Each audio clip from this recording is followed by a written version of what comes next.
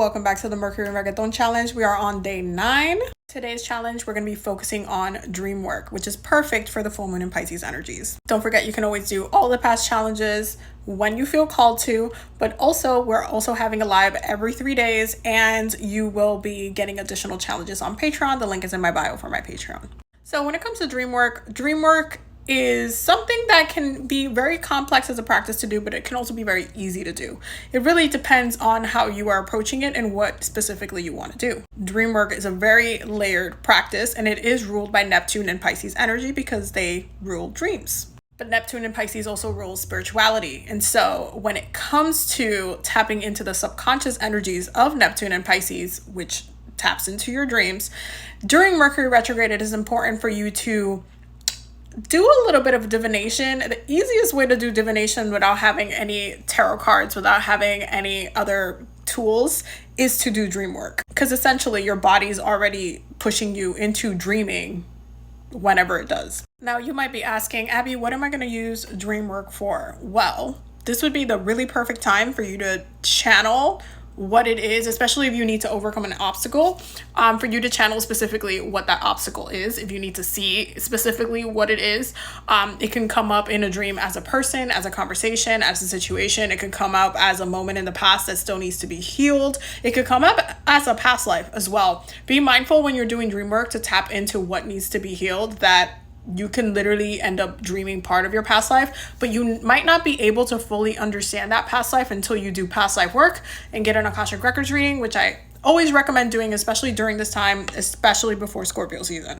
If you do end up dreaming a past life and you're only getting a glimpse of what the issue is that needs to be healed, I highly, again, recommend a past life reading, because that can only be healed through a past life session. However, if you do get a dream of a piece of something that you already experienced in this lifetime that you know needs to be healed, that you recognize, it's like, oh, I still have trauma from this person, or I still have this that I need to overcome, then this is when you're going to want to actually do the work to heal that thing. But the challenge today is just to focus on actually having the dream in the first place. So what you're going to do is that you're going to make a dream tea right before bed. You can take it about an hour before bed, just in case, obviously, you're going to need to pee before you go to sleep. The 3 herbs that I recommend is chamomile. Chamomile is amazing for dream work. It's also amazing for balancing your emotions. So if there's a dream that you need to have, that you need to see what occurred in that dream so that you can, navigate the healing that needs to happen, you need to see it without, bias. You need to see it without feeling triggered. Chamomile is going to be the herb because it's going to help you balance your emotions, especially when it comes to reacting to a dream, or if that dream comes up like a nightmare.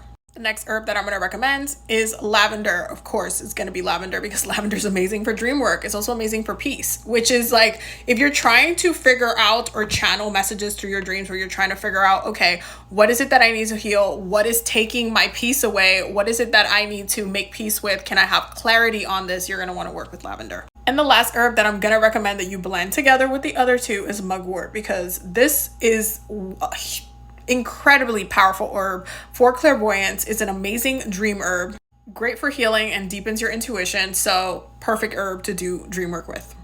If you're feeling like you need a little bit more softer energy, or a little bit more tender loving care, add some jasmine in there, because it's also a great herb for dream work, and it also holds the love vibration really, really gently.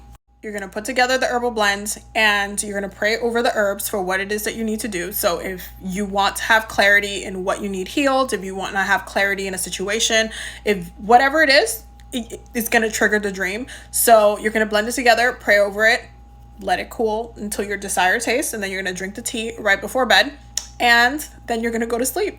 I recommend keeping a dream journal when you're doing this kind of ritual, but ultimately, what you're going to want to do after you wake up is focus on what the messages of the dream and dream interpretation, so that you can break down the dream that you get and see what it is that you need to heal. I will see y'all for tomorrow's challenge.